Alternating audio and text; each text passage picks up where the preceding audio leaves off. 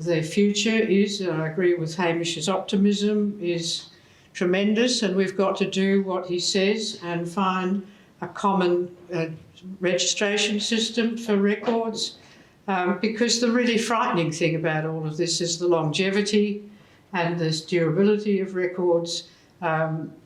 Records that I've collected are now getting lost and having trouble maintaining them. Once you retire, nobody wants to fund you.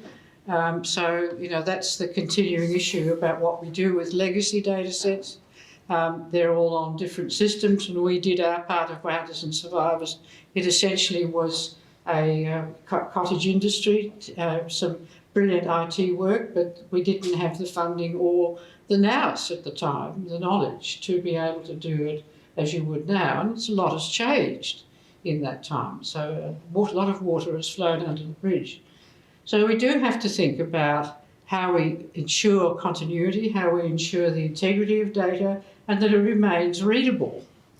The horror story of digital records starts with them in the very early days when Gavin McCarthy was running or started the Australian Science Archives project.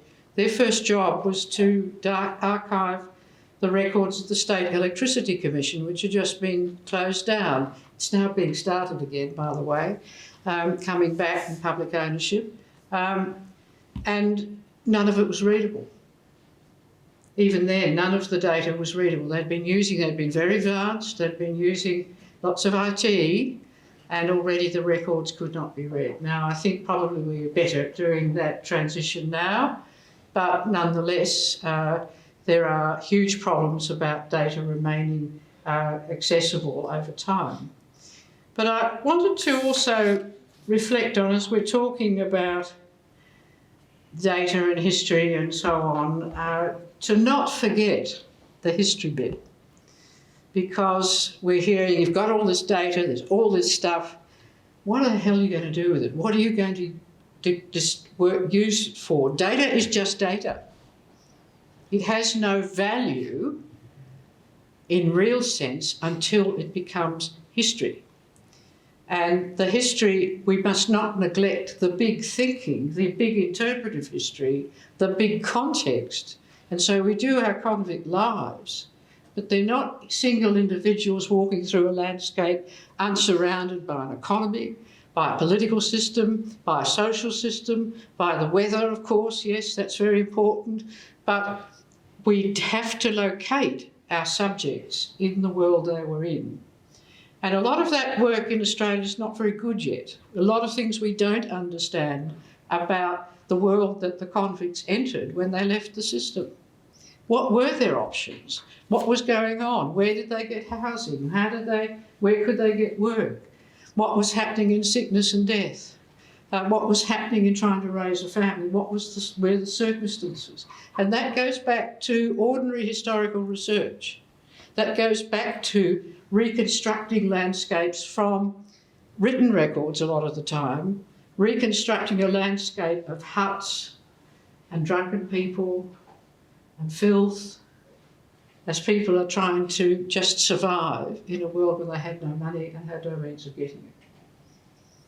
And so that richer history, that bigger bit, and the big difficult questions of trying to explain things and make sense of things, we mustn't forget.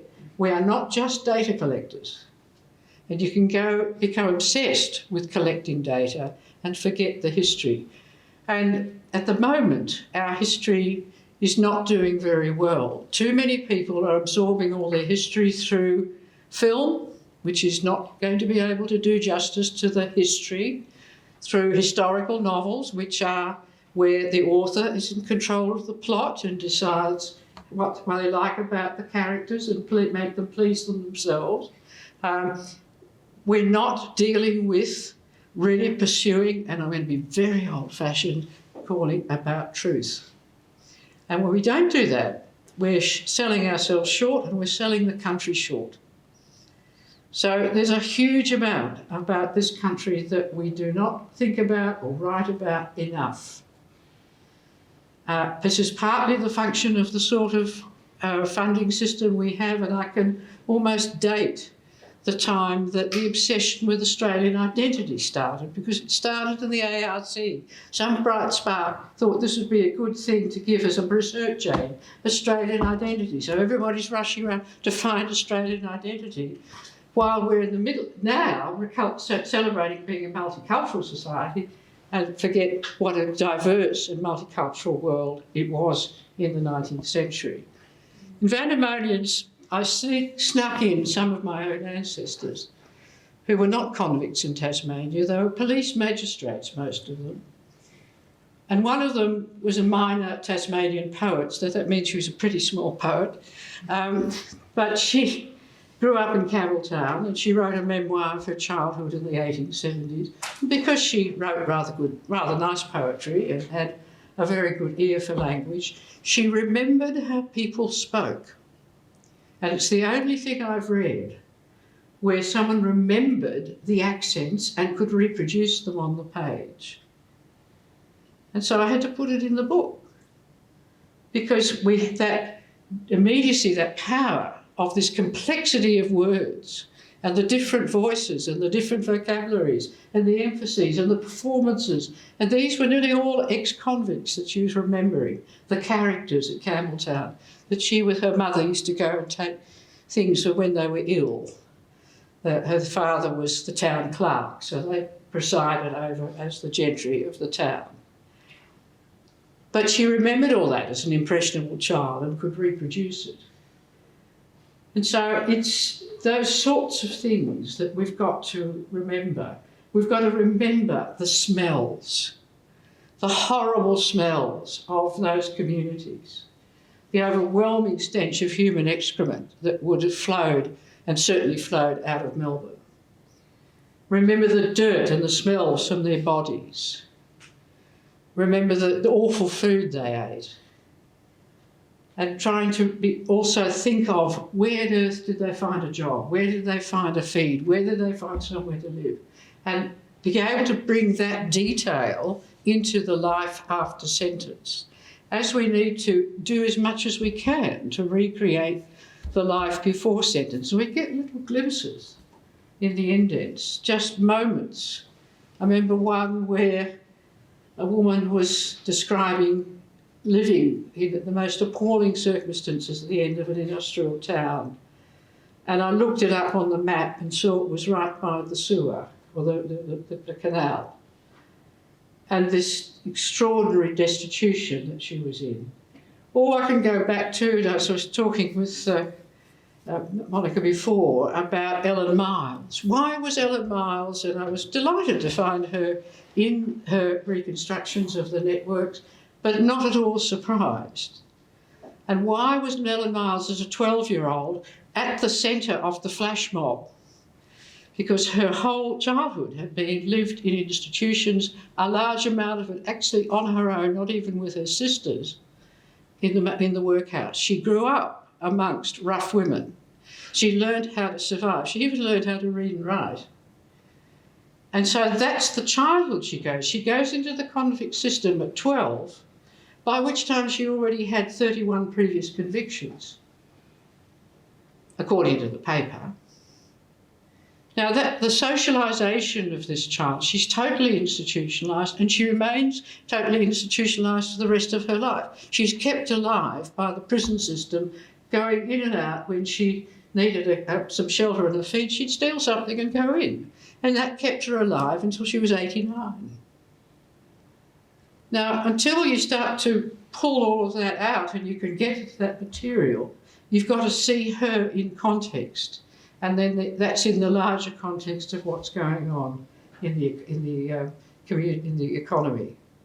So if we're going to be doing all this work on convict history, there are some big questions that we need to be bringing to the forefront, particularly now, because our society needs to start to rethink its relationship to the state and to the role of the state in caring for the people. We've had more than 40 years of neoliberalism. We've had even longer of propaganda from the United States that the state is evil, the state is your enemy, you cannot trust the state. And yet the state is the story of the convict system is in fact about a state, and a state that invests in people. Not a lot. It's still very cruel, but they actually did invest in those convicts. And I'll go back to Patricia Crawford, the great scholar of early modern England, who found in the way that Aboriginal people were treated by the authorities in Western Australia reflected the first poor law world that she had worked on in early modern England, where the state assumed, or the parish assumed, a role of civic parenthood. Now, we've got to get back to getting people to think about the state actually having this critical role, ensuring our mutual safety, our mutual well-being, and our collective survival. And so that's the sorts of questions that we can actually dig out of the convict system. And it's worth writing and thinking about more seriously. So after that bit of a rant, I want to go back to thanking you and congratulating you on all the work you're doing. I really hope that we can find ways of making things like those wonderful visualisations that Hamish was demonstrating, where they can be seen forever. Now, how do we do that? How do we make that possible? That sits in a repository. Maybe it's going to be in the National Library. Sorry. It's not this. It's that one. Oh, it's in my hearing aids. That's why it sounds so bad. That's all right, forget about it. Sorry, I've just got new hearing aids and the phone comes in there. It's terrific for listening to the radio.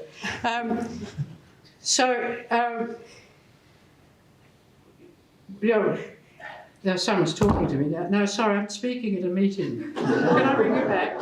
Sorry, bye-bye. Watch out for modern technology. I mean, I warn you, but these are wonderful hearing aids, but everything goes through from the phone.